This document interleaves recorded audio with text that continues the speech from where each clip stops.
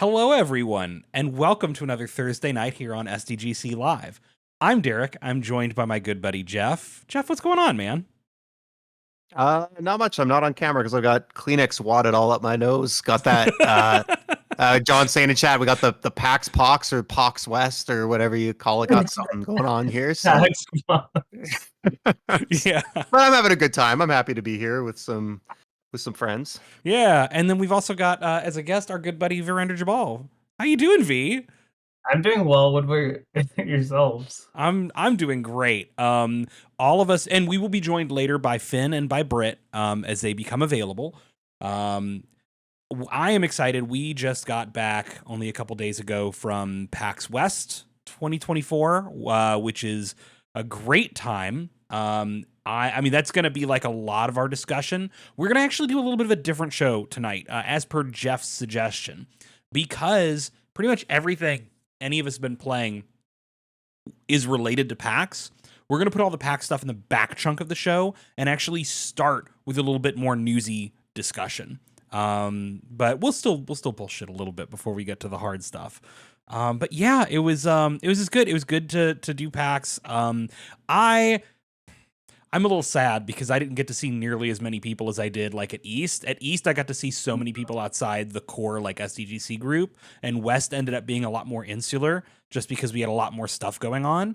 And I think it's Brit, Which is like great for us. Like we had a lot of really cool, appointments and things like that. But also like I do think it's funny because like I like Seattle a lot more than Boston as a city.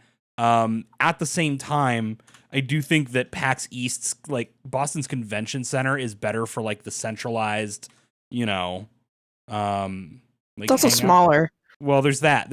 It's just easier to get places, and much harder for Derek to get lost and alone and wander the show floor, freaking out like a lost child at the airport.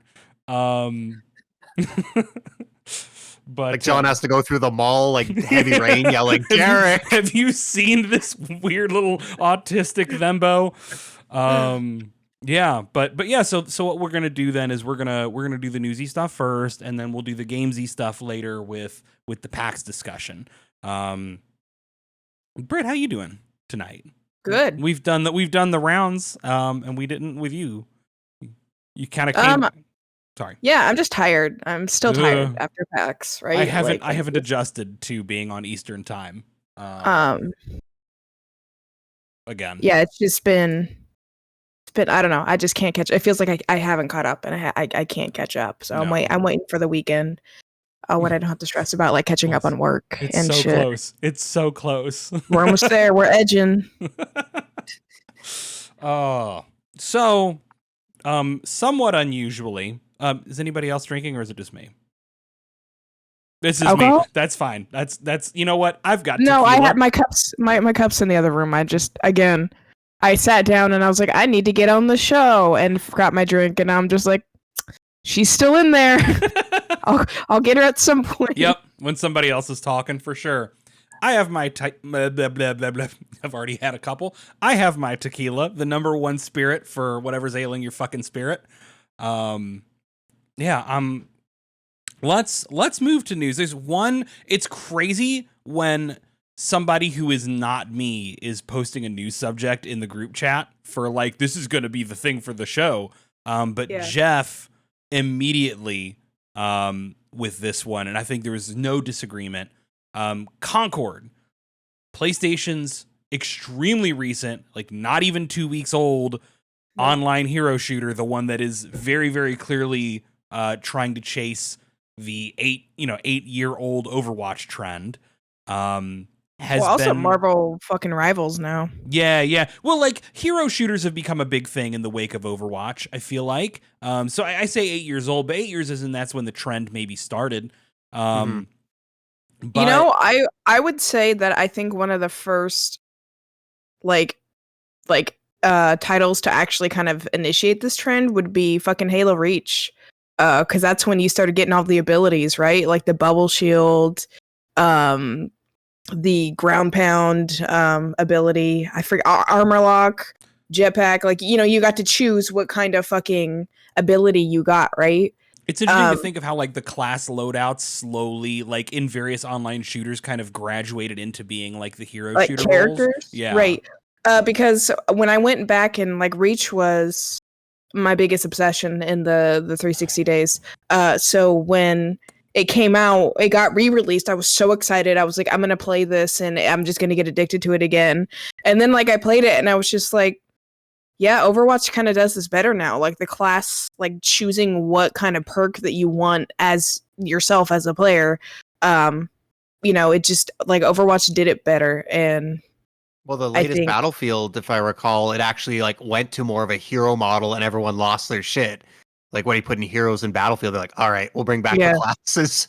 yeah. But yeah, Also, Team Fortress. Dorian brings up a great Yeah. point. Team Fortress. but I mean, anything Valve always way ahead of its time. To be fair, Right. So. But yeah, so Concord, 2 weeks on the market, has been taken down. Refunds are being issued to people who purchased the game, I think only digitally. There's really no way. I haven't followed up on a lot of this. I can't imagine they're doing physical. they are They're doing what? physical refunds, Best- similar, Best probably similar Buy. to the Cyberpunk situation. Best Buys are. Yeah. I think Wow. GameStops might. Because the Best thing Buy is, the are. game is unplayable. There's no one Well, playing that's it. true. Yeah. No. Some people are playing. No, but it does shut down tomorrow. Oh, it shuts at down 10 a.m. tomorrow. Okay. Tomorrow at 10 a.m. PST. So, Gotcha. do you have anything to add, Derek? Before I mean, I kinda- think that's and again, Yeah. thank you, V, for like having some of the more specifics of the details on hand. Because like the problem is, if you went to PAX West, you were gone for the entire back half of this game's lifespan. Like, Well, when we were in fucking GameWorks, isn't that what was playing on TV? no, that was Valve's new. Oh, that's right. Okay, that was okay. the I'm like getting beta confused. for yeah, the one Yeah. that was like NDA'd, but not really. right, The alpha, that whole yeah. discourse, Yeah. right. But no, it's crazy because like Concord, I remember it had been hyped up forever. And PlayStation, for ages, we knew about this internal shift to like, we're going to do live service stuff. That's why we bought Bungie and Destiny. That's why we're doing this big Concord game. We got a big multiplayer Last of Us game. And then the Last of Us gets canceled. And then we finally see Concord in that state of play. And we're like,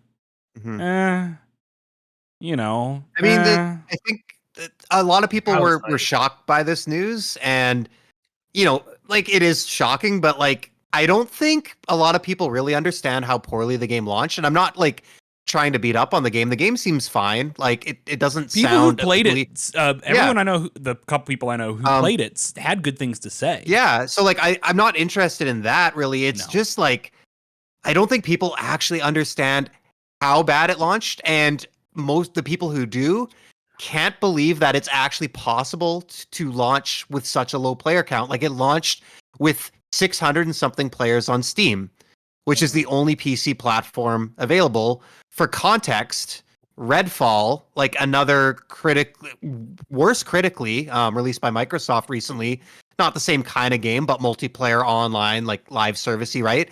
That launched with 6,000 players on Steam, 10 times the amount. But also consider Game that Pass. also launched Yeah. on Game Pass, Yeah. which you can only play it on Windows Store. So that means 6,000 people didn't even bother with Game Pass and went and purchased it. And so 600, like, you know, you could talk about like the marketing, you know, the game maybe not standing out in a CA games, like the market dominance by other ones like Fortnite and Overwatch. But like, to me, I still don't know how a AAA like shooter like this with a push released by Sony can launch. And the numbers weren't much better on PlayStation. I hope we find out one day what happened. And good on them for, I guess, it's hard for the team. I feel so bad for everyone who worked on it for years, but it was the right call, I To think, suck. Yeah. for everyone. But that's just it. Like I don't think people really know like how historically rough that launch was. Mm-hmm. Yeah. It's going to be like something that people are going to talk about for Mm-hmm. a long time. It's going to be like a Daikatana level of people making jokes about it for a long time, I think. Well, Anthem Yeah. got the same fucking treatment, right? Like Hmm. But like people It- pointed out, like I think Matt Piscatella was saying, like that was the best selling game of the month it launched, even with its struggles, and it's actually still online right now. I didn't know that. What, Anthem? Yep, Oh wow, good for her. good for her. Good for her. You go, BioWare. Yes, girl, give us nothing. No, that's Jill's tagline. yeah, right. Oh my god. It's I remember playing 16 and Britt was just saying like, "Jill, do something." Were you here? Like, I don't mean to like get us off course, but were you here when Justin was played the DLC and he talked about it? I don't think so. Oh my god, it was so funny. I clipped it off to show you the clip. He's like, she does a thing. She was like, she has some more voice lines, and I was like, okay. Damning with faint praise. Oh my god. Yeah, it's funny because you're like, I'm, Jeff, you say like, I wish I could find out, and it'll be curious to find out what exactly happened to this game. And I think that sadly, the truest answer is the simplest, which is the live service game market is fucking brutal.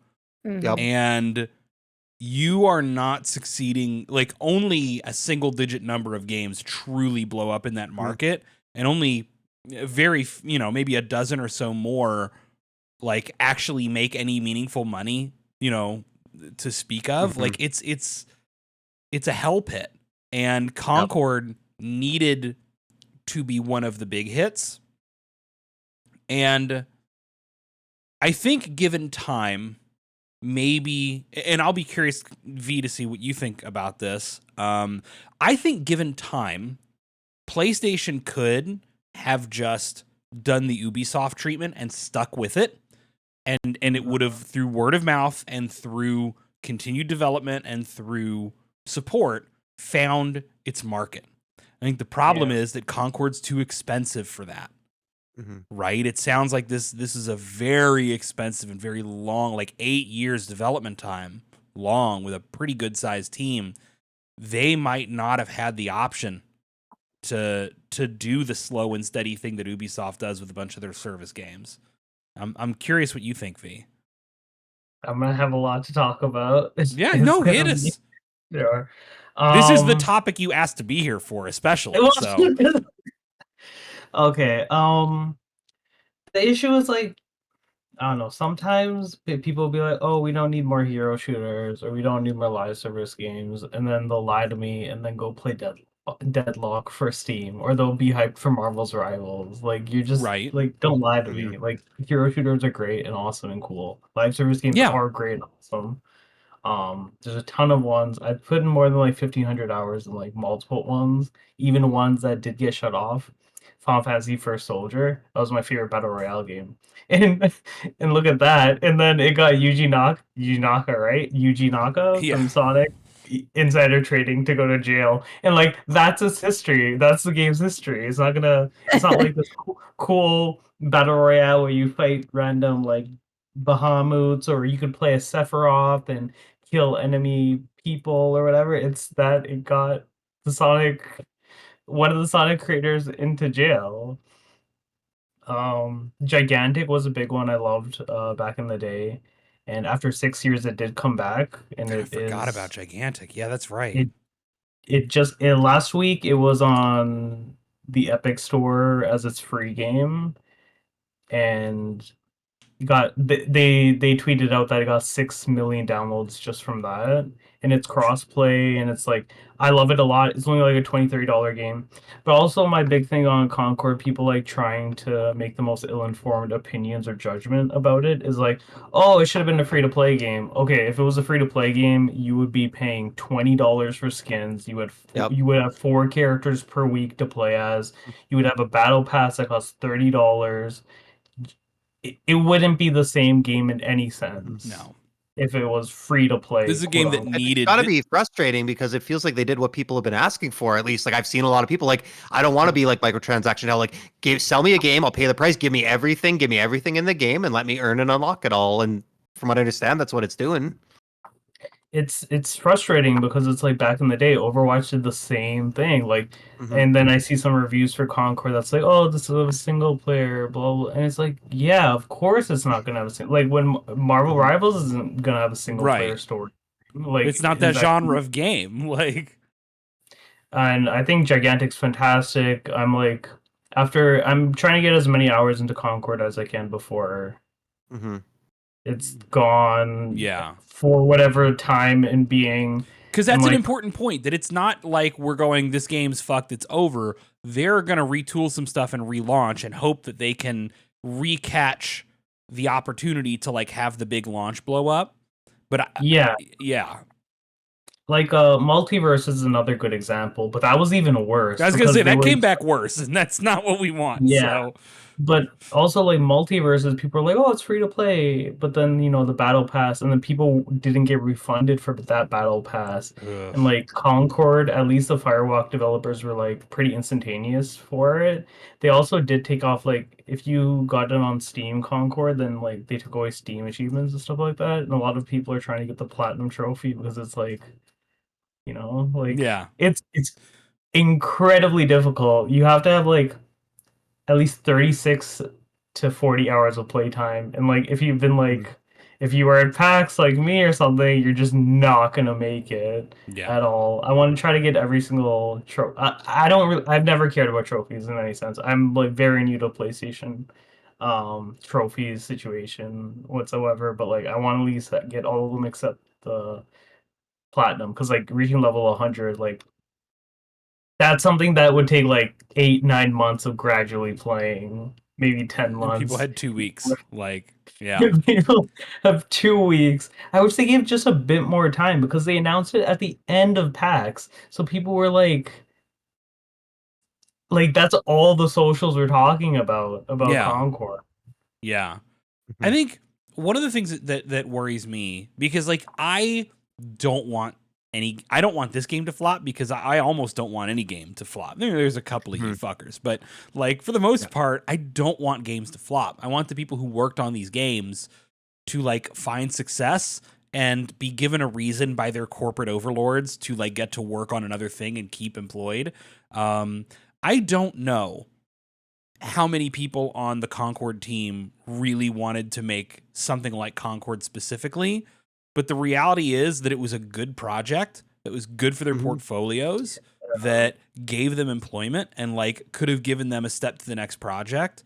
And I really worry about what's going to happen to that team, because also I think if the plan is we're going to take this game offline and retool some stuff and relaunch later slightly different, which like my fear is exactly what you talk about, V, is it's going to go free to play and be retooled to be predatory in that way.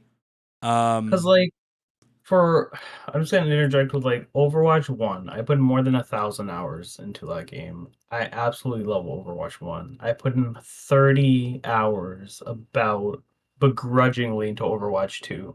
Because like the Battle Pass stuff, and it doesn't matter, like everything carried over for me, but like I go to the shop and I feel bad for other people because I see a somber Halloween skin for $30 and I'm like, I got that for just playing the game, Yeah. like at the Halloween events. It's And fucked when and loot somebody, boxes are less predatory than like, yeah, I actually, You do get old currency, so you can buy previous old skins. You don't have to buy them for from the me, shop. but I don't think if you're coming in from Overwatch 2 by yourself, I don't think so, right? Oh, I don't know. yeah, I was Yeah, going to because say, I have like whatever Overwatch 1 currency carried Yeah. over, but like if it's But somebody you still new, get some in the battle pass, I thought. Like the old currency. They yeah, have I like paid- 5 different currencies in that game. I hate that, by the way. Yeah, Fucking it's awful. 3 to It's 5 different dog shit. currencies. What is I this? remember Kiriko, you had to be like level 70 in the battle pass to unlock her. Well, they don't do that anymore. So They now don't do that you know, anymore, but yeah. it took them like Yeah. No, absolutely. The Yeah. Overwatch has just been Overwatch 2 has just been dog shit since launch. yeah, But and I am then, apparently a masochist, so Yeah. Well, it's like a sunk cost fallacy thing, which like I cannot do personally because I'm like, if they don't like, Yeah, it's like I love We're fine Overwatch with my- 1, and like And- Overwatch 2 and, is like, the only one yeah. of these that I think I'll spend any time in, but yeah, it and does Overwatch suck 1 by doesn't exist comparison. anymore. Yeah, Yeah, it doesn't exist absolutely. anymore Yeah. at all. And it sucks because you can see where they tried to include Mhm. you could see like the remnants, the corpse of Overwatch 2 in these various events that they've held and had, and it's just it's disappointing. And Yeah. Like it's they changed a lot of gameplay aspects. Like healing is like it doesn't matter because now everybody heals, and it's like these are like core gameplay mechanics. But like that's exactly the thing I'm worried is about to happen to Concord, right? Like is like when you say like I'm trying to think of what what Sony's gonna do to this game to make it meaningfully different that they think it will have like a different launch than the one it had. Like I honestly don't. I think when we find out what went wrong, it's going to be what people are already hinting at, like everything. Like I don't know that it's just one. Like I'm not confident that like it's like if a the perfect characters' negative designs were storm. different, it would have been a different outcome. Or like if it was free to play, yeah, I might have changed it a little bit. But like long term, I think it just missed on too many fronts. I'm hopeful that I think it was also just bad luck. I think there's some luck involved with the timing on these things. Yeah. Like I hope that they just take some time. And it sounds like the game is good, but like take it up to that next level because we talk about it. Like a good game is interesting, but if all your time is playing Overwatch and Fortnite and like Final Fantasy 14 and you're already invested in those with thousands of hours, you need a really great game to pull you away from that to something else, right? To pull away your time. Yeah. So just use that time to bump like the quality up just to that next level. And yeah, if the characters are an issue, tweak some of the designs, maybe look at like a PlayStation Plus launch, even if it's really limited, just to kind of get like that initial boost. Because it's exponential, right? If you get people in and the game is genuinely good and they start talking about it and their friends want to play, then I really think they'll be in, and I think that's how you build something. Like I remember like Persona 3 Reload was Game Pass day one, but even though it was on Game Pass day one, it sold 1 million copies, more than 1 million on the first day. Like I don't think stuff like doable. Game Pass really meaningfully takes away from sales compared to like what it can do for momentum. But like what's interesting is kind of jumping a little bit off of where you were getting towards the end there, Jeff, is like one of the hard parts about Concord is like when it launches and it doesn't have a lot of people playing. Like I remember seeing a couple of journalists say like, guys, nobody's playing this fucking game, and watching people yell at them like, don't like the confidence game was being broken. Don't say it out loud or you're going to make people not show up and it'll only get worse. And it's like, it's not a journalist's job to like not say the truth just because it's inconvenient. But it's like, it is true that like a bad launch for one of these types of games becomes exponentially difficult to dig out of because you've got to reverse the momentum. A single player or narrative game, right, can come out and not catch on immediately and get good word of mouth and do well over time and become like an evergreen title. A cheaper online game, right, can come out and be nothing until it eventually blows up. A Lethal Company, for example, right? Yeah. But something like Concord that cost, I don't even know how much, like it had to hit the ground running and it didn't. And this one's like a little bit unique in that like a lot of times games kind of get some bad buzz in the lead up to launch, which ends up being poor. But like, aside from like maybe a bit of apathy, I don't feel like there was anything negative about the game. It launched to that low player count, and that's kind of what spun up. Yeah, the discourse, there was a little bit of eye rolling, right? Like I think all of us. Yeah. What was that? What's the name of that Amazon Prime? But I'm like also thinking like we're in our little bubble where everyone's really jaded. That's and cynical, true. That's and true. We're like, and gaming Twitter's not real life. Everything's a fucking culture war now. Right. Well, and here's the thing: even those weird culture warriors were not really talking much about Concord until after it was already launched and had other issues going on. Like, but like, what was that Amazon Prime series? That's the like anthology series about a bunch of different video games. And that they announced they have Luna right now. Yeah, but it was like they've got an episode on God of War, an episode on like Mega Man, on Pac-Man, on Unreal Tournament, and then Concord, baby. And it was like that's that to me was Secret Level. That's the name. Thank you, chat. But to that's me, why people are making the joke. Yeah, to me, it's like Concord had no reason to be in there. And it reads so heavily of like we're going to push this, which I mean, that's marketing, right? But like, I think it was also a little too transparent. Yeah. And I think that Concord, people don't like when you try to pre-force them on the next big thing. Unless you give them a real good fucking reason to. And I think Concord didn't overwhelm people, and they had, and I think like mimetically, right? People went, cool, fine, not this one then. Yeah. I mean, like with all that. Sorry, go ahead. No, go ahead, V. Okay, I was just gonna say, like, even with like all that marketing, in all these months, we never got like a 10-minute match on any of these big shows show up. Like that's so weird to me. Like every marketing other month sucked. Yeah, it just didn't. And like I read some of the tweets from the dev team. They were like, "Oh, we started in 2019 like properly, and like we were shoulder to shoulder in an attic, and it's like just 12 of us." And also, I want like people to understand like when a game is like, oh, it's been in development for 8 years. That doesn't mean it's 40+ hour weeks, right? With 60 people. Like understanding how pre-production works is 8 years ago they wrote the name on a napkin and we're like, yeah, that's still like yeah. Pre-production is way fewer people working way less hours on it, until it actually spins up. So yeah, it's saddening, but my also big thing is like games preservation should be there for even games that is such a good angle, and I'm glad you brought that up. Yeah, like I'm trying to pitch that to games. I don't remember which. I want to say there was some push for legislation, I think in response to a lot of the Ubisoft games, to somehow force publishers to bake it into license agreements where if they take a service game offline in exchange, they have to provide like the tools to run private servers or something like that with them. Yeah, something like that. And like video game preservation is even worse than film preservation, and we've seen how bad film preservation's been. But like 87%, according to the Video Game Foundation, I'm remembering because I wrote an article last week about it, was 87% of games released before 2011 are either disappearing or have disappeared. 87% of games. Like there's no preservation. I mean, I know we're getting older, but I feel like 2011 wasn't that long ago. That's crazy. Yeah.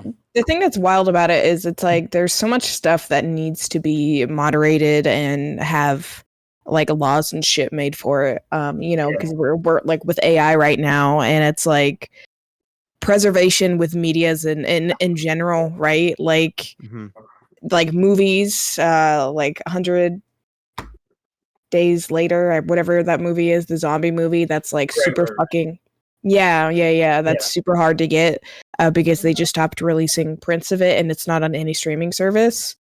Like I definitely think that there has to be something more in place.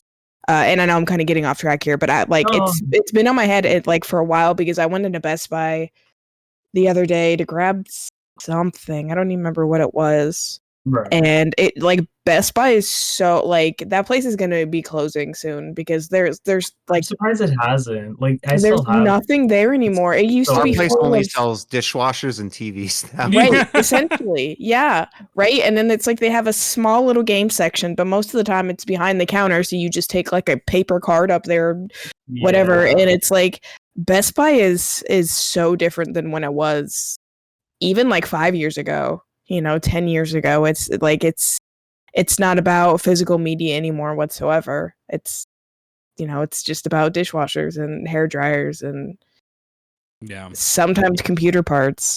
Yeah, my thing is also like a lot of people, even in the industry, want like the most critically acclaimed games like preserved, and it's like y'all don't play enough shit games. Yeah, and understand.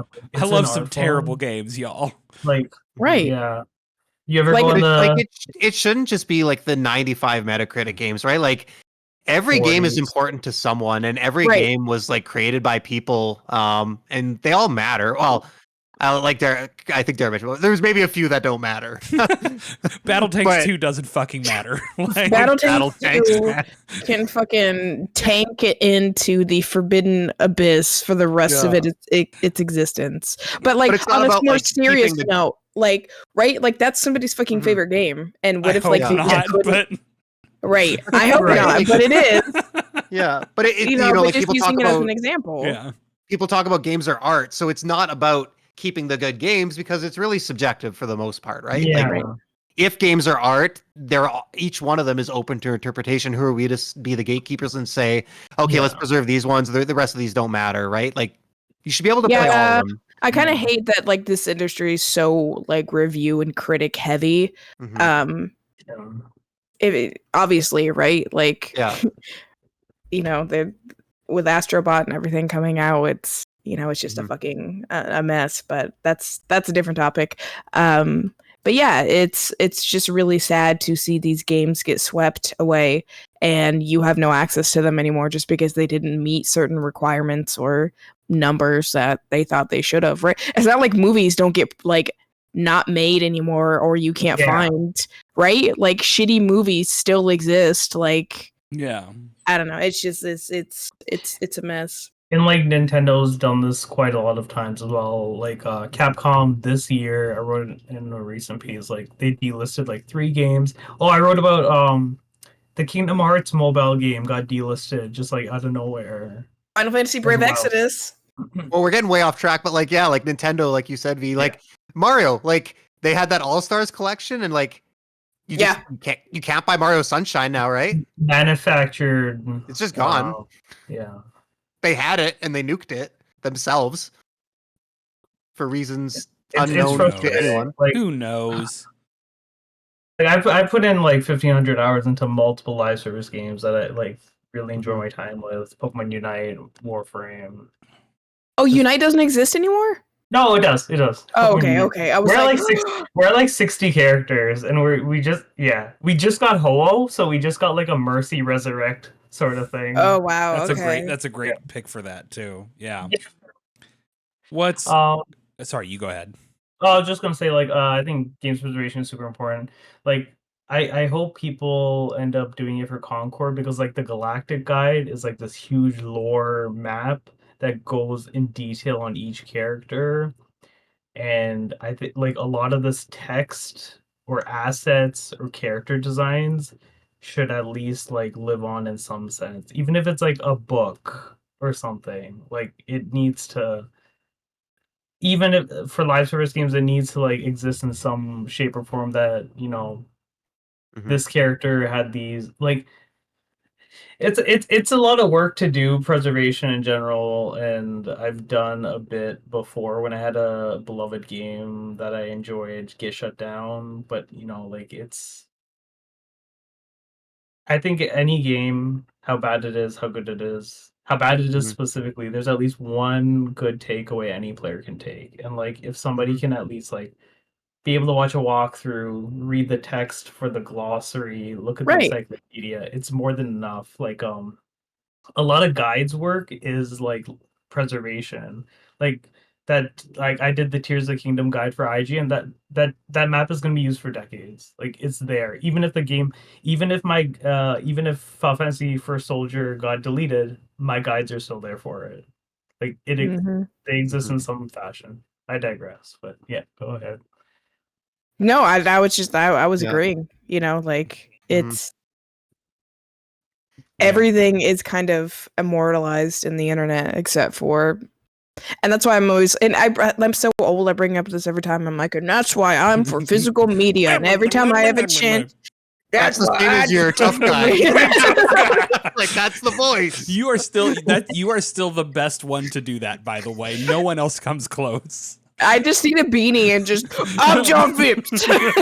I'm a big tough guy. I'm a big tough guy. I love meat and Final Fantasy. You guys seen my Blackstone? So we're roasting him, and he's not even here to defend himself. I know. Well, to be fair, I did it in front of his face. So. Yeah. and in front of John Finn. asks, "What's wrong with meat and Final Fantasy?" I actually love both meat and Final Fantasy. There's nothing wrong with I it, can bud. only talk so much shit. Jesus. I need to. That's a good clip. Yeah, That's a great good clip. one. That's a good bit. So this is kind of maybe like a good transition. I wish Finn was fucking here by now, but I guess There's only so much we can do. I guess he just doesn't love me anymore, which is All fine. of us, man. Yeah. So, what's crazy, but it's like, because we go from one of, if not PlayStation's biggest failure ever in terms of game releases, to easily one of their biggest wins in any kind of recent history, at least, with the release of Astrobot. Astrobot's releasing to just rave reviews. I mean, Game of the Year contender, the little platformer that could. It is. I think everybody with a PS5 had to at least try Astro's Playroom, right? Like it's a great, wonderful little time, but apparently Astrobot is sick as hell. Finn got to play it a little before release at PAX. That was not an easy line to get into, from what I gather. Yeah. And it's kind of funny because it's also serving in a lot of ways as you good? I gotta show y'all some. I just got this shit. text. No context, just this. John just sent me that. I will say at PAX when he saw me, I was walking doing I'm locked in to do interview shit. Yeah, I'm locked the fuck in right now. I'm locked the fuck in. I partied hard and I worked hard, but someone That's shoves PAX, me. I'm baby. like, oh yeah. So somebody shoves me. I'm like, oh, I'm so sorry. And I see it's John. I'm ready to beat him up right there. Are you the one he body checked and didn't apologize to? That bitch. Yeah. He didn't even That was realize. me. Actually, he did that to several people. He did not even realize he barreled through them. He just doesn't feel it, I don't think. I think he Did just that on purpose. Yeah. No, he did that on that purpose. stuff. He just moves forward and things bump out of he's the juggernaut, really. Yeah. Juggernaut. I'm the juggernaut, bitch. Get out of my head, Charles. Glad that movie is preserved for all generations. Yeah, right. That. I like your raincoat. But so Astrobot comes out, Game of the Year contender. People are getting that PS5 FOMO real bad over this little game. And it lovingly kind of pays homage to and again, if you played Astro's Playroom, you kind of get where it's going at, but really manages to give a lot of love and respect and honor to PlayStation's entire history in a way that's very Nintendo-like, right? Very few companies have ever pulled off the Nintendo-like approach of being able to say look at decades of our history building up on itself, and it feels genuine and Yeah. not very corporate-y, pat on the back type thing, right? It feels like genuine love and admiration for the properties and the games and the legacy of them, not Sony itself. Yeah. And it just happens to be a fantastic game, on its own right. If you removed all of the the placement and the homages and stuff like that, it would still be a genuinely great platformer. And I think in that way, it's really good for Sony, right now, because we're at a point where Sony's really earned a reputation for making a certain kind of game, if you know what I mean. And they were talking about, for the longest time, pivoting to the live service online model being their main focus. So being able to put out a truly Mario level, from what a lot of people are saying, 3D platformer that has a lot of breadth and depth to its mechanics and is just incredibly polished and well designed and charming and full of love for an entire history of video games. I think that's incredible. I think it's great timing because it to me, it's Sony, you need more of this. Yep. right? I'm Yeah. not saying stop making The Last of Us. I'm not saying stop trying Oh, to I'm make saying stop Concord. making the last Well, of us over here. many such things. But like, keep making your sad dad games, but like make your Astrobots every now. Give me a new Jack and Daxter, right? Give me a new like, because the last, I think you have to go back to like Ratchet and Clank, right, at the beginning of the PS5's life cycle to have another PlayStation published game that felt like Mhm. like it wasn't just trying to be one of the big genres that are uber popular and everywhere.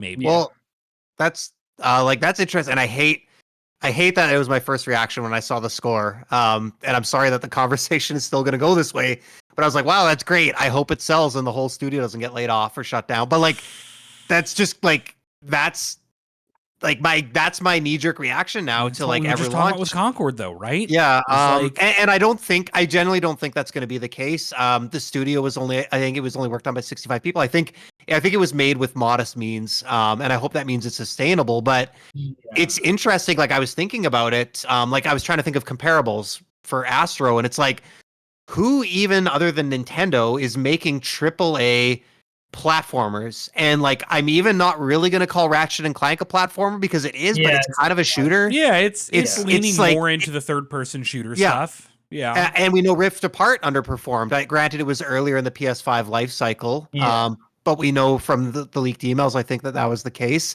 And like, yeah, we had Psychonauts 2, I guess, on Xbox, but like that one launched on Game Pass. It was, Double Fine. Like it's kind of murky. I don't know what to really like look for compared to Astro for like to measure success and what that success could be. I just hope that this year we had Princess Peach Showtime, which sold more than 1 million.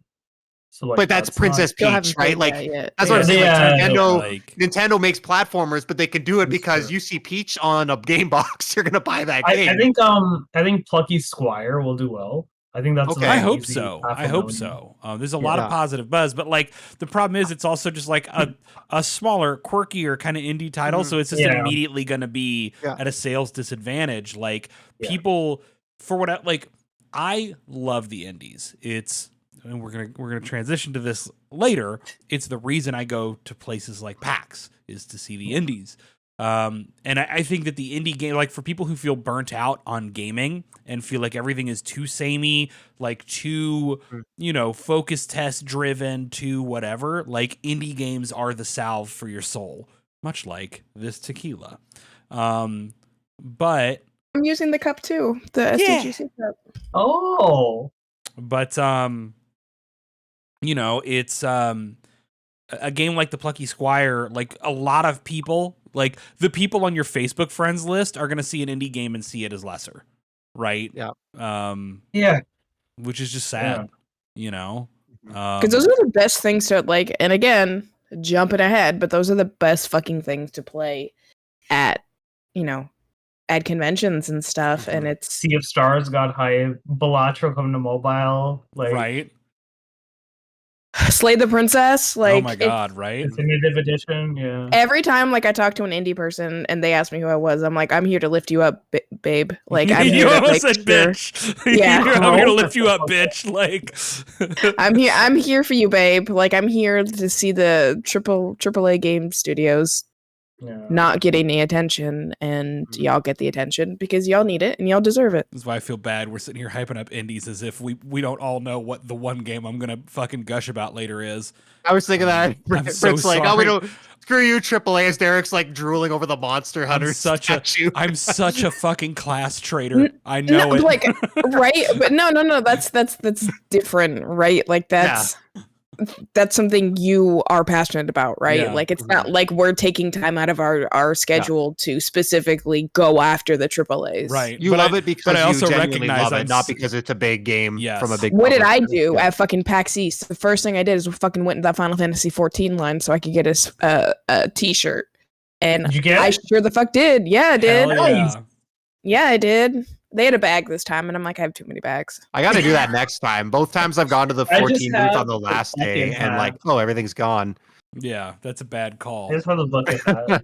Yeah, I need the hat. I don't have it. I never got the hat. Okay. But That's great. one thing I am really excited. Like, are we just gonna go ahead without Let's just Ben? move into PAX. We should move Yeah. into PAX. Fuck He it. can chime Yeah, in at it's the end. If he comes, he 9:45. comes. Real quick, I just want to talk about the both excitement and fucking confusion that I have with Infinity Nikki. Oh my god, it thank is- you. Interesting. Interesting. Because that game does not know what it is. Interestingly enough, I was talking to another indie developer, and like, you can't ask questions about the game. Like, so for the demo, they had open world stuff, which is like open world, like gathering, catching animals, fishing, like all of that open world stuff. And then they had dungeons. So they had two different things you could play at PAX for Infinity Nikki. When I went to play, I wanted to do the open world stuff. I wanted to explore and just kind of like do the dress up aspect. And they're like explaining the game to me, but they're just showing me how the game plays. And I was like asking questions like, okay, like, do you collect clothes? How do you get clothes? Why do you have a dungeon? Like, what's the purpose of the dungeon? They couldn't answer any of those fucking questions. They couldn't. Like, they didn't, like, they don't know what they're doing right now, right? Like, my suspicion is that this game was created underneath a different title, and then Infinity Nikki happened to be the biggest bidder for it, and now they don't know what to fucking do with it. Sorry, you keep going. No, go ahead. I was just gonna say, I will be so curious to learn more about what the development of this game was like, because I'd never even considered that possibility until you just said it. And I'm not saying that that's like definitely true, but like it's feasible. No, I'm not either. Like, don't It's anybody feasible. listening right now, don't take my fucking Because- like, this isn't the tea. This is the kind of speculation that's looking floating at it. around. Because Right. fucking the like Love Nikki fucking dress up games, right? Like these like there's no. I remember seeing the trailer for this and us watching it together, being like, "This looks really lovely. I love the aesthetic. I love what they're doing. We're getting this like kind of cozy open world RPG kind of vibe off of this all CG trailer with no gameplay." And then I look up the Nikki stuff, and I'm like, "Hold on, this is a sequel to dress up games, not like." Yeah, just so confusing. And then you get into it, and it's like, by the way, it's also like Breath of the Wild Open world farming sim. Yeah, I explain it to people that it's an MMORPG with dress up aesthetics as the core, but mainly single player. I was gonna say, so every You're just describing MMORPG. I That's know, like, but like I specifically asked like But the you're- dungeons, right? I was like, okay, so like the dungeons, like in any Yeah. MMO, do you is this where you get your clothes? Is this like, this is how they're gonna get you, 'Cause there right? needs Like, to be you a have loop, to keep right? running Like, it. you need to be Yeah, going a into the dungeon. dungeons for a reason. Right. Get things to. Right, and they couldn't answer that question for me, and I'm like, then what the fuck do the dungeons exist? So I for? have, Like, I what? have a, and this is not necessarily to counteract the idea that there might be some confusion behind development itself, but right. the developer and publisher of the game is a company called Paper Games, which is not a very big company from what I gather. I'm curious, in fact, where all of the money to make this game is coming from, because the game is dripping with money. Yeah, Isn't it PlayStation exclusive? Like, I have to thought it look at was my- multi-plat, but I could be drunk. Okay. I mean, I am, but that's not the point. Oh, man.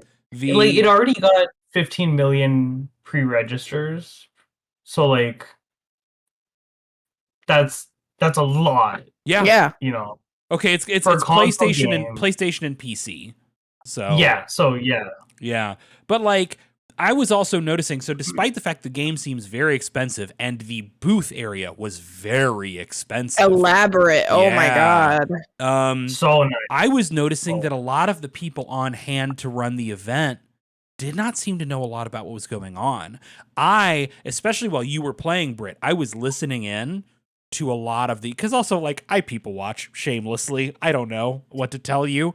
And And I was having to listen to a lot of like staff coming in and being briefed on a lot of like the very basics of, Right. So it's like, I don't think this is like internal PR staff. I think there's 1 or 2 PR people there, and then a bunch of like hired, like, fucking, just like Convention event people. staff Yeah. or convention Yeah. people. They did that a lot for other, like, if it was any of the big publishers, they had to hire people specifically for that. But like, it feels like, but it felt like they were constantly like more than right. Yes. I mean, it Because was, I picked on that too. Yeah. So like it's but like, that makes did you it like so. it, Britt? Like, Britt, did you like it? I enjoyed or- when I was playing, right? And it's like it's something that I think is really like for me important to play and kind of see what it's about, because it's 100% like my thing. Yeah. Same. And I think it's important to have these kinds of games and love them unabashedly, like regardless of what people think. Like you should play stuff that makes you happy, right? And I wanted to go in there and I wanted to bring something out of it that I could like, promise, like Dreamlight Valley, right? Like it gave me that kind of vibe. And so I wanted to come out of it knowing like what kind of game it was, how much time I needed to set aside for it, and when I could be anticipating it. And it was just like I left thinking the game was pretty and great, but I left with the same amount of excitement I had when I went in. And I don't think it's a bad thing, but I don't think it's good either. I think if you're going to, one, promote your games in like directs and stuff, because that was the first time it came out, was the Nintendo Direct, wasn't it? I thought it was a state of play. I think it's a state of play that it was. Was it a state of play? Yeah. Okay. Yeah. That's right, because it's the PlayStation only. So it's let me just check again. Well, I mean, like you can put out a demo or a trailer for a game, right? But to me, the whole benefit of being at an event like PAX is you can have that conversation, right? Like that interaction and that engagement with the team there, and actually like get to ask those questions and get more context for it. And like you said, Britt, like really get excited and really like get the game. So if you're not going to do that, it's like, why did you come? Like if you can't promote the game because you don't know what the game is, why are you at a convention? The prettiest girl. I just got one-upped by the prettiest girl. Can y'all hear don't make her. I can hear you. What's going on, bud? I'm gonna have to turn you up just a bit. making sure. Yeah. And to say, Derek, you're so cool. Oh, you're so cool, Woody. Only a child would think that. So thank you, Finn. Everybody here thinks you're cool. Shut the fuck That's up. Not true. Wait. I'm so sorry. I'm so sorry. Britt. I'm so sorry. Say, Britt, what did you do? It's too late. Oh my god! I hate to break it to you. I've had 3 tequilas. That's not the first F-bomb that baby's hearing tonight. It's the Marge Simpson. Just so. Am I able to jump in and talk real quick? Because I won't be able to stay nearly as late. My work event dinner lasted way too long, and now I have a very tired baby. Yeah. So we're at a hotel right now. So where are we? Are we just talking? We just started talking PAX, and the only thing we've talked about yet is Infinity Nikki. Yeah. So. Oh, are we talking about Astrobot and how it's the greatest game? We actually did talk about Astrobot doing really well. But we tried to hold out for you. I specifically said we got to wait for Finn, but Finn, you got to play Astrobot at PAX, though. I sure did. It's so just pure joy, happiness. Like, I don't understand how. Oh my god, it's the best thing PlayStation has ever put out, and I say that with a fact. And I'm so excited for a game to finally supplant Astrobot Rescue Mission. Yeah. What? No, I thought I heard something. Don't ignore me. Gotcha. I usually do. See? I told you. So, I just want to talk about a couple other games because I know today a bunch of embargoes lifted, so I can talk about them. Yeah. We got invited into a quadruple goodness of Square Enix games. We got to play Life is Strange. Britt was there with me. I'm going to let her jump on that more, but Life is Strange Double Exposure was fantastic. I also got to say the most dumb puns and make the rest of the cast curse me out in front of the narrative director, so that was fun. I'll let her go into more detail about that, but I got to go and play 3 special demos. The first was Romance in Saga 2, the remake. Yeah. The other one was Neo Fantasian, the Apple Arcade Sakaguchi game that's getting a console port. And finally, Dragon Quest III HD, because, my God, my dudes. Here's the thing.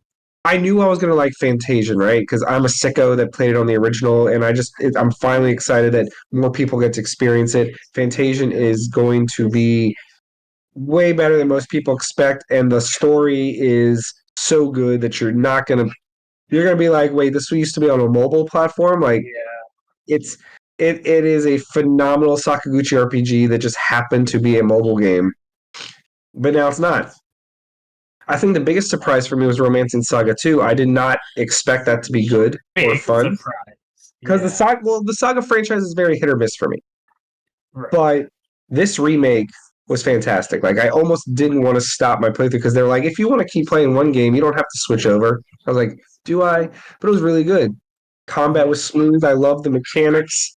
Just the graphical upgrade.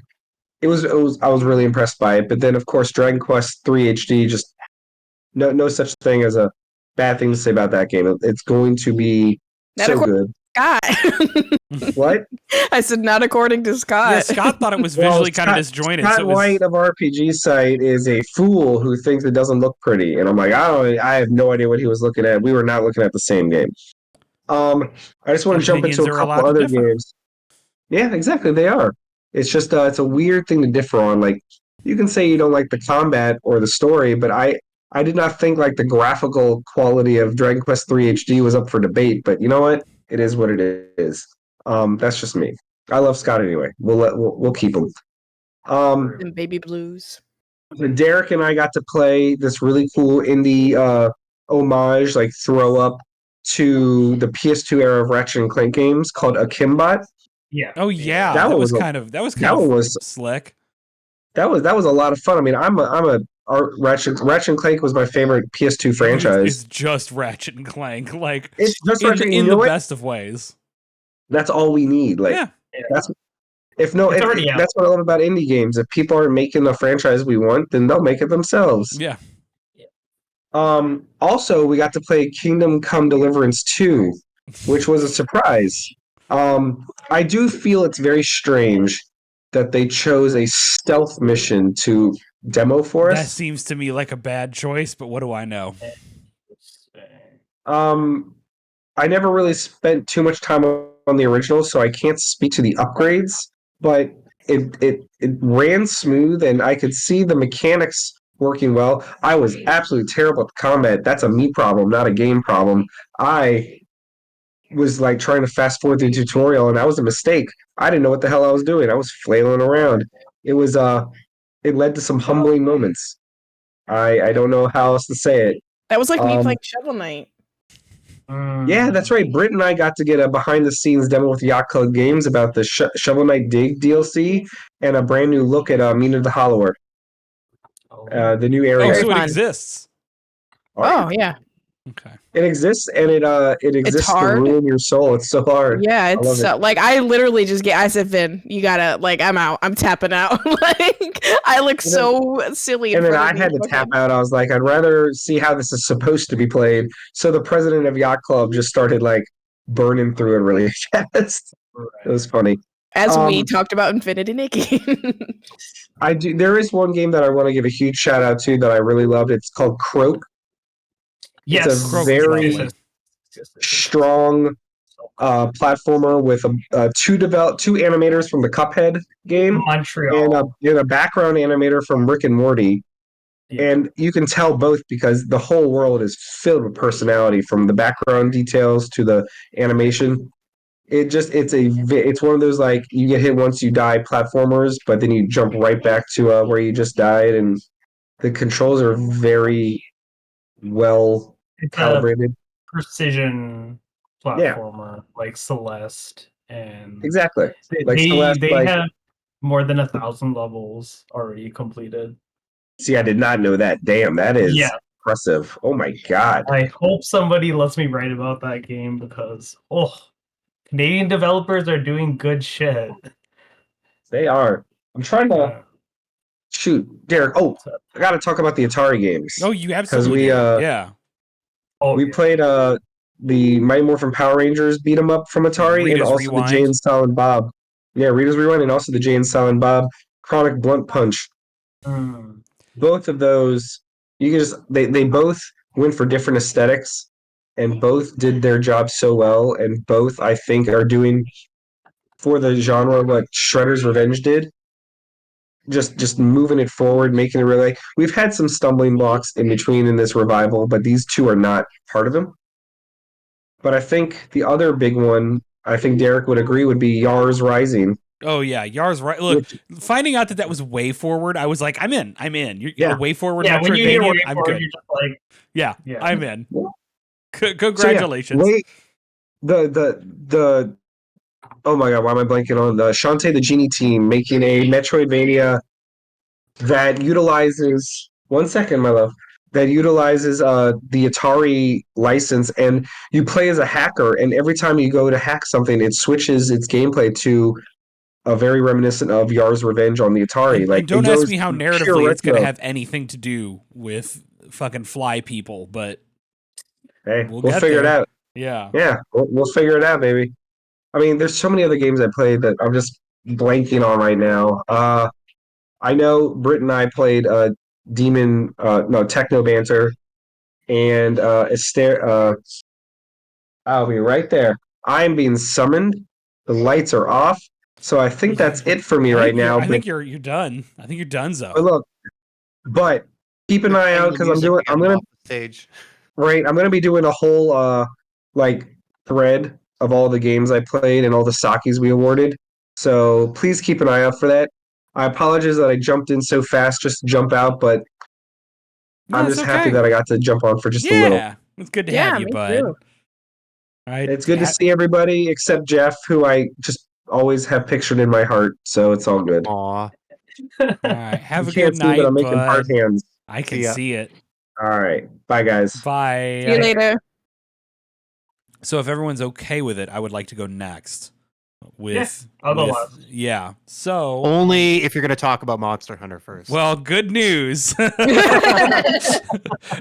is, as what comes as a surprise to absolutely nobody, we got in at the beginning of Media Hour and I beelined it to Monster Hunter Wilds because Monster Hunter Wilds back at Gamescom had a 10-hour line.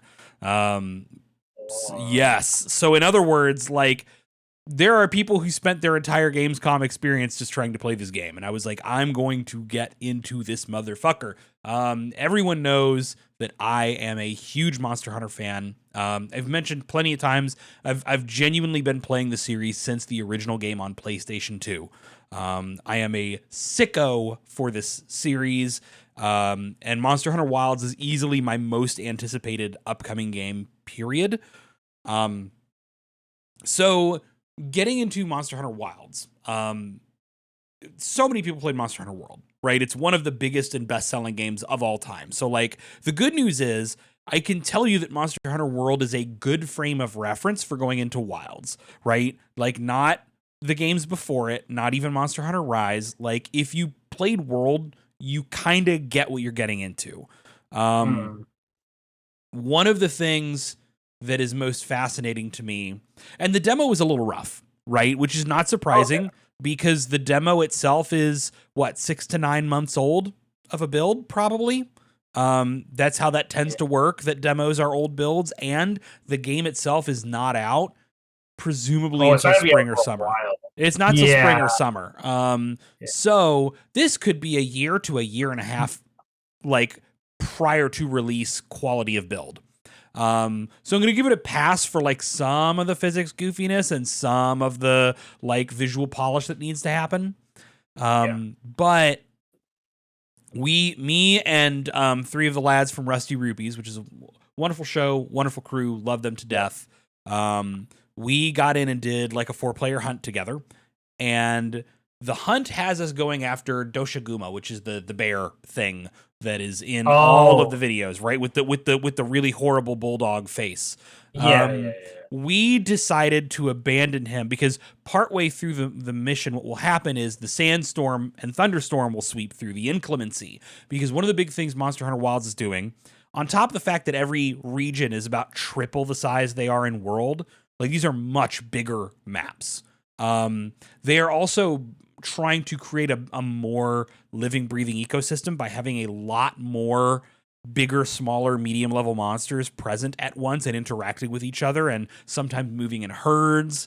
But they also have like natural cycles that the environment goes through. So the desert area starts as like a barren desert, right? And then you will go into the inclemency phase, in which case like thunderstorms will, and rain and sand and thunder and lightning will sweep across the area, and the whole place becomes that much more threatening. And at that point, the apex monster of the area begins showing up in the thunderstorms. And if you engage him quick enough, you can start hunting him instead of dealing with the main target. Then once the inclemency is over, then the sand has been swept away by the winds, the rain has refreshed the area, and it's closer to like a savanna type of environment. Before eventually the savanna dries back up and is covered in sand and becomes a desert again. So you have this like 3-phase weather system that's going to be unique for every environment.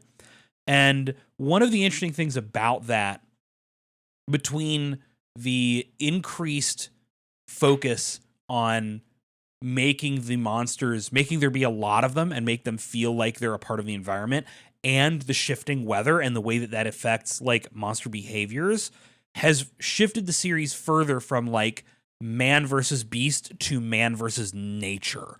You definitely feel more of the survival elements in even just the demo that we played, because you are dealing with so much more work to track, to make it through weather.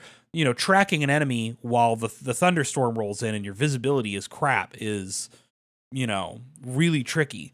I think that people who loved Monster Hunter World are going to love Monster Hunter Wilds.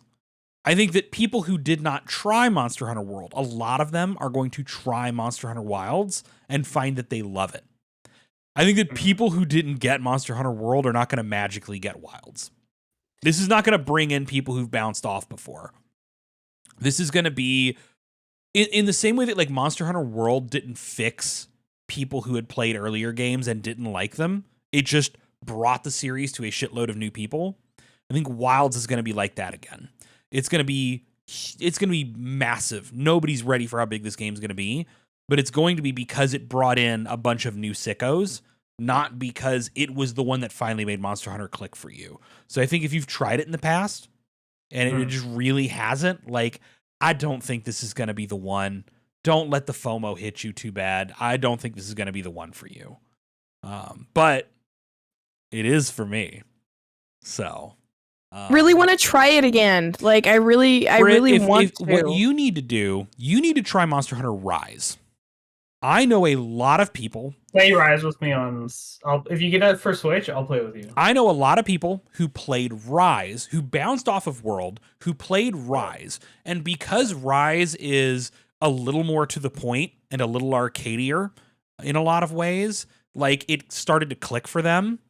And then they went back to World and they were like, oh, I get it now. Right? Like, I do think World is the better game. I think that Rise is a friendlier game in terms of helping you find the parts of the series that click for you. But yeah, if you jumped off World, going back to it a second time may not help. But Rise might.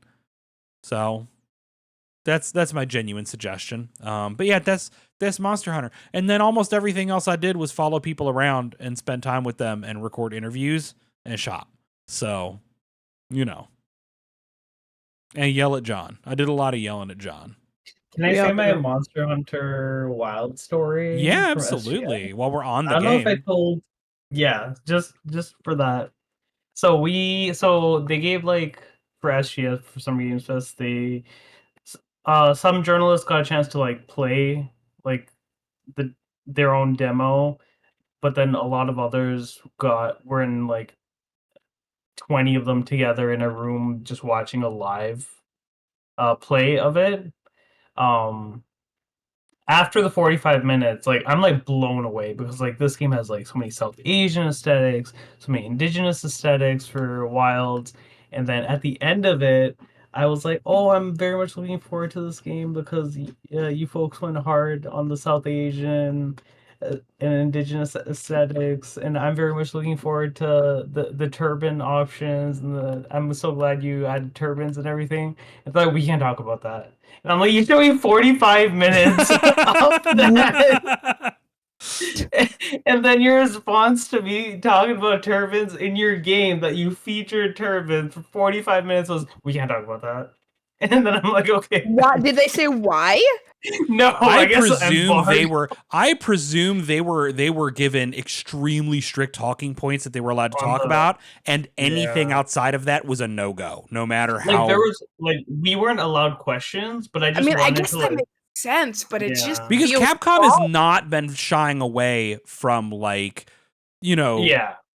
Asian representation in games. Yeah, I mean this was SGF, so like this was a few months ago now. We're in September. Yeah. This was summer. But like I thought it was so fucking funny, and that's my wild story. That was great.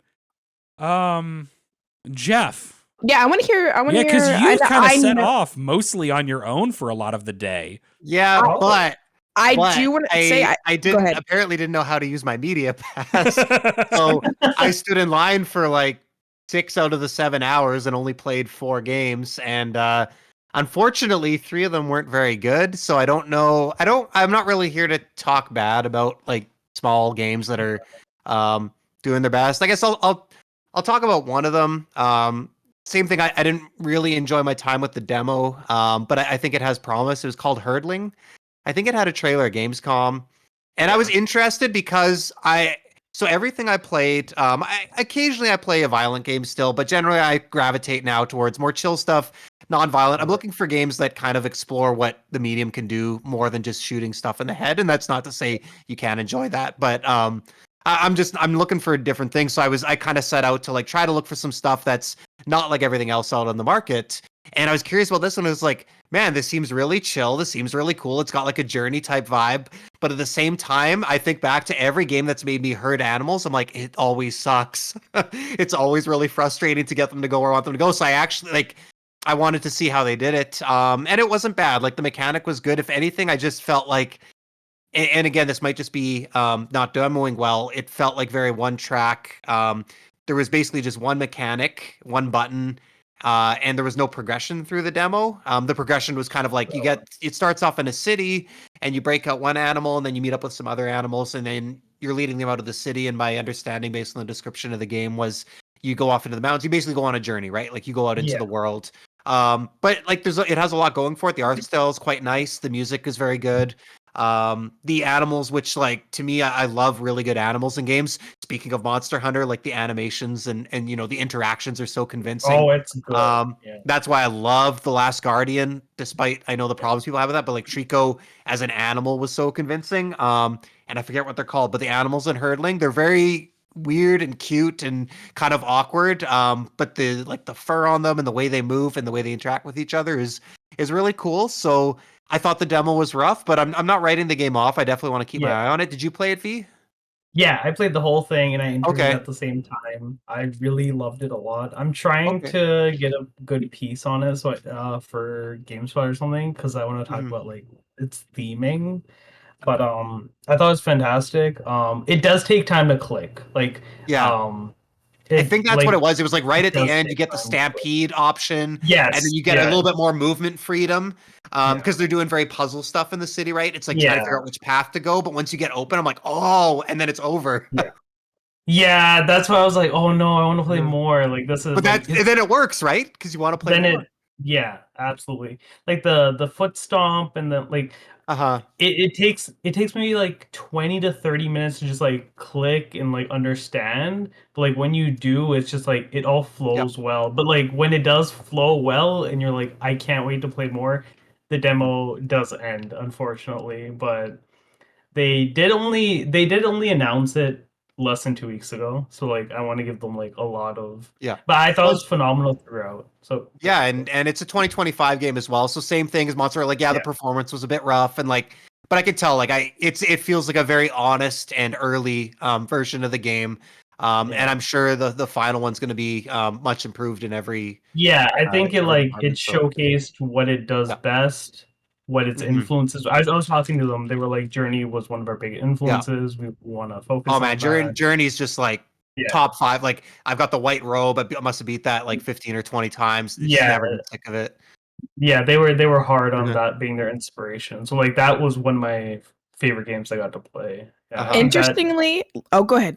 No, I was just gonna say like visually it's gorgeous. I think the animations are great. Like you use like a stick that gets more flowers, and that's gonna be like your shepherding stick basically, and like you make flowers and you make leaves come, and I thought the animation was just like gorgeous. You can tell like funny story because I think people don't understand how bad I am at games, but the person actually had to come over and help me because I spent 10 minutes going the wrong way because I thought that you would direct them based on the way where the camera is pointing. So like I'm like I want to go this way, so I face the camera that way and I point my stick, but then the flowers go like to my left. A different direction. Yeah, it's because it's based on where you are in relation to the animal. So if you want to play it this way, you have to be behind it. And so they're like, and they were very nice. Like, we absolutely want you to explore and to do everything and see everything you want to do. But if you want to like beat the demo, you're going the wrong way. That's so sweet of them. That's the exact opposite of Finn with the Kingdom Come Deliverance people, where he would fuck something up and this big ass fucking redhead dude with the waxed mustache would walk up and be like, no, and like reach in and hit the escape key on his keyboard a few times and be like, you need to do this. I do want to say that I feel like there was a lot of indie demos, like just kind of going off what you said earlier, Jeff, that were not, one, polished, and two, didn't demo well just because they demoed it at like certain because what is it called? It's called Urban Myth Dissolution Center, maybe. Urban, like that was one of my go-tos, right? And I found it on my own, and I was like, "Oh, I'm gonna play this." And the whole demo was literally just narrative dialogue, which, like, I guess is fine, right? But at the same time, it's like I want to play your game. I want to see what this game is about, and I played it. And you have a timer for 15 minutes, and in that 15 minutes, I only got to do like 2, maybe 3 things of like walking and like interacting with stuff, and the rest was just dialogue. And it's like when solve the case, they didn't give you enough time to solve the case. No. Weird. No. Well, did you play at a different convention? So it was a different. I played at PAX West. Oh, okay. So no, I wasn't able to solve it, and it's just because it's like. And it's a me thing, probably, but like when I'm playing those types of narrative games, I can't be in an area where everything is like loud and like I'm being distracted. Like I have to focus in. And it was just one of those things where I left feeling disappointed and not as excited about it because I just didn't feel like it demoed well. Like, you know, John was next to me and he's like, you just look like you're not enjoying this. And I'm like, it's not that I'm not enjoying this. I'm just not like, I don't need to know the lore and the backstory behind this game right now. I need to play it, see how it's going to play, and see if I want to, like, if this is something I want to pick up and, like, you know, move forward with. And that was my one of my most disappointing plays. Not because it was bad. I want to preface this. Not because it was bad. Just because I don't think the demo they put out was not great because it was all exposition. It was the beginning of the game, exposition, that kind of thing. What day did you play that, if you remember? It was media hour. Oh, so on the third Friday, right? Yeah, the Friday. Okay, I think because I played it on the Sunday or Monday, and like they gave me, there was no 15-minute timer for me. Yeah, there was a timer on the screen, and it wasn't for me. That's why. So like they gave me 30 minutes, and then but even like, like then I was like, this isn't like.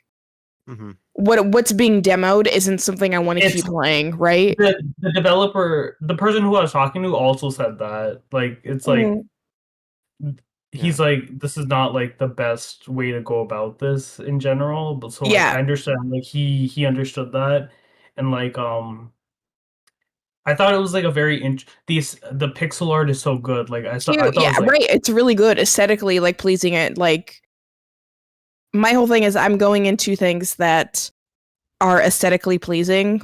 yeah Because I want to support people's art, especially with AI rising.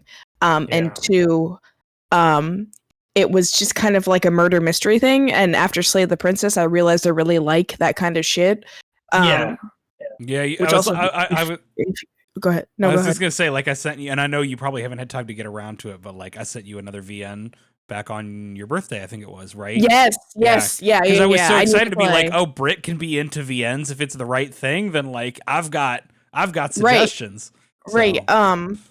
So that's the only thing I wanted to point out is that there was a lot of indies that did not demo well. But keep going ahead, Jeff. Yeah, I don't want to take up too much more time in case other people have more games to get to. Just there's two more I want to hit on real quick. Speaking of like Britt mentioned, like aesthetically pleasing games. I played a game called Widow from Daedalic. It's again like it's not exactly what I thought it would be. It's basically like puzzle matching. So you kind of have like a blank canvas of shapes, and then you're taking these wood pieces and finding where they fit. It's almost like a puzzle.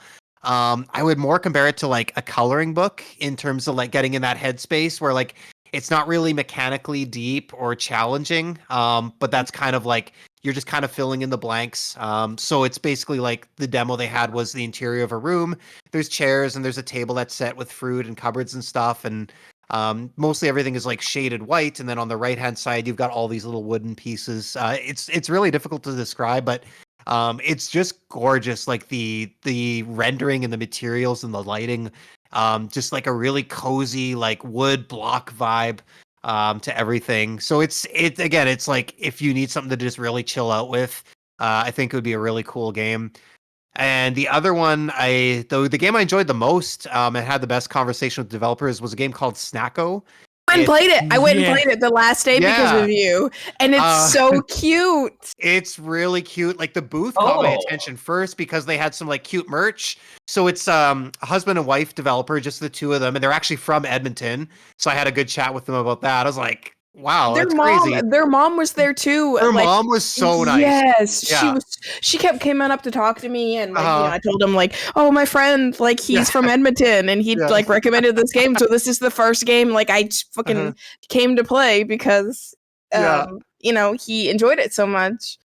Yeah, the mom was telling me like she's from Ohio and she drove all the way up to Canada to like help them get all their stuff and bring it all the way back down to PAX and right. And she did all the merch, like the little tote bags and stuff. I think they'd run out by the time I was It was genuinely like one of the most fun. And I'm sorry, Jeff. I don't mean to take your time. Go ahead. It's okay. I was just gonna say it was genuinely one of the best demo experiences, not because of just the game.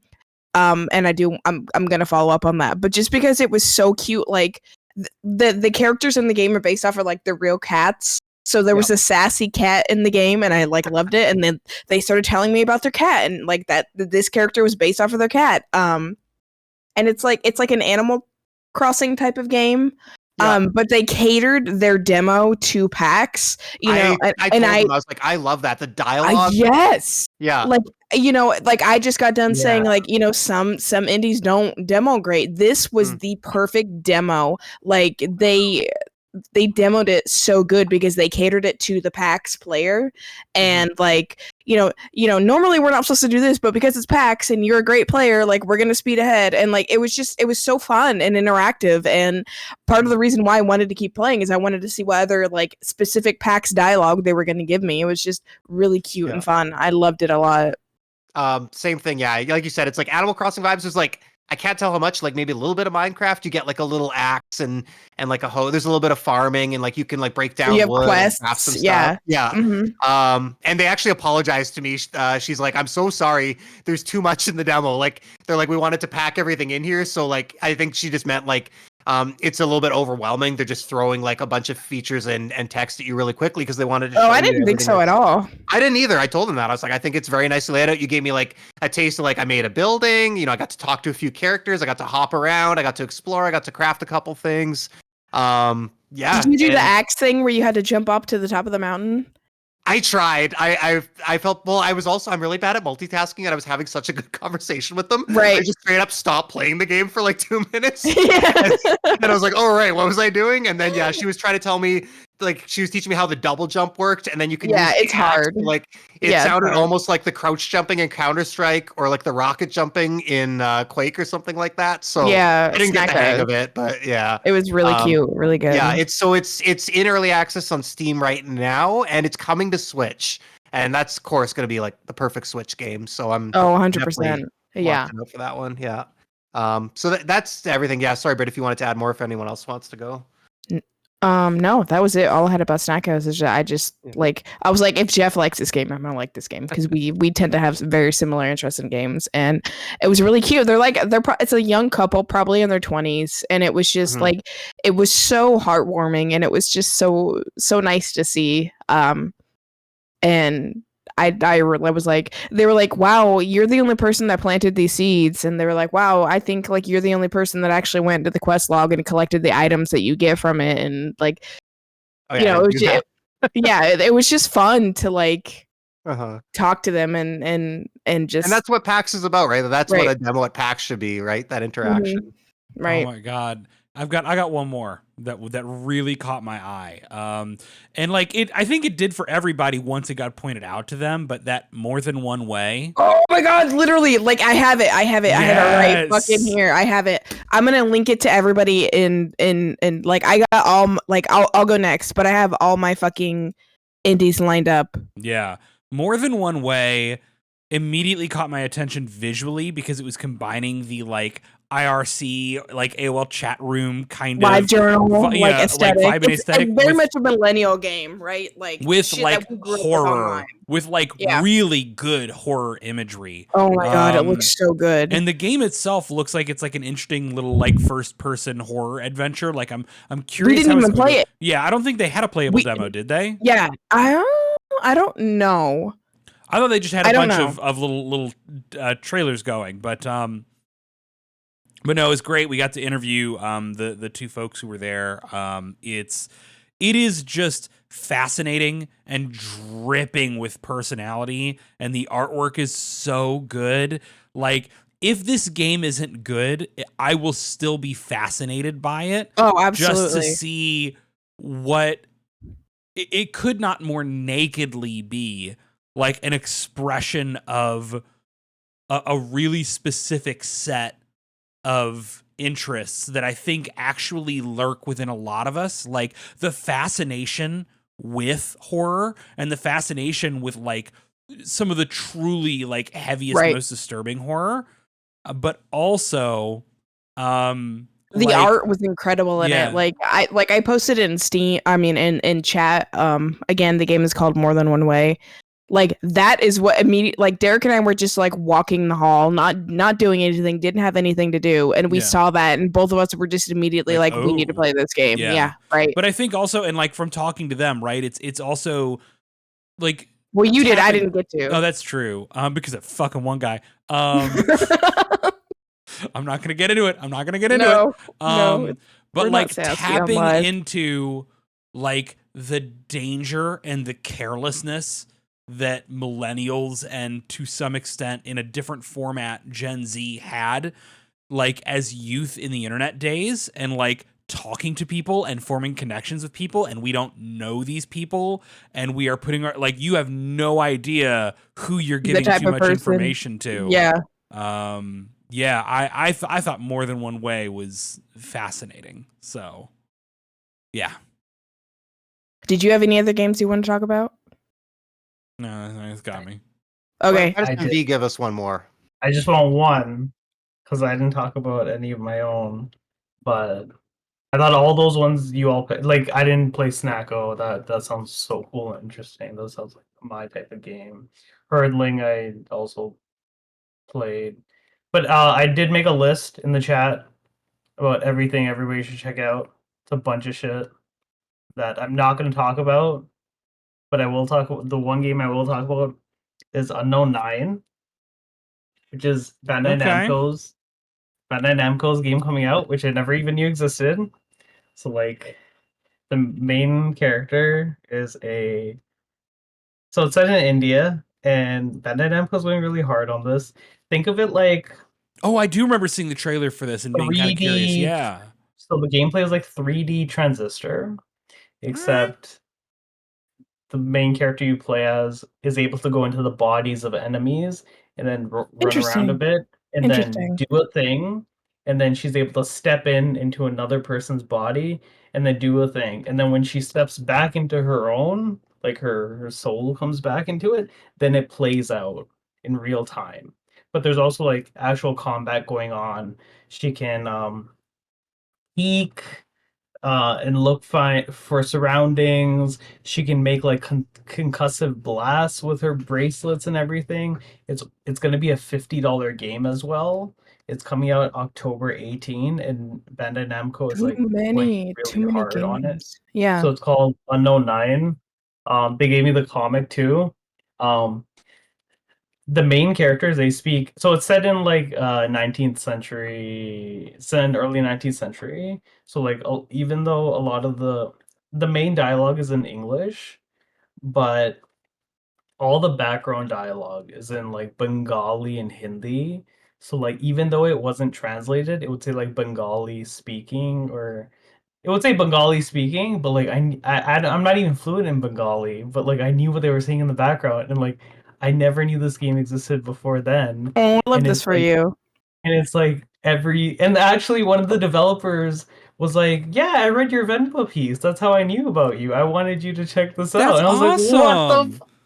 And I'm like, this is the type of game I wanted for so long. And like every character, background character, they have like so many different like headdresses, styles, and just like it's a really lived in world. They went hard on their research for everything. But the main character, Haruna, she doesn't just go is in India. She goes to Portugal, and I think Brazil was the other one. So it's like a 12-15 hour experience, and the combat is great, and like there's stealth encounters as well because she can like shroud herself.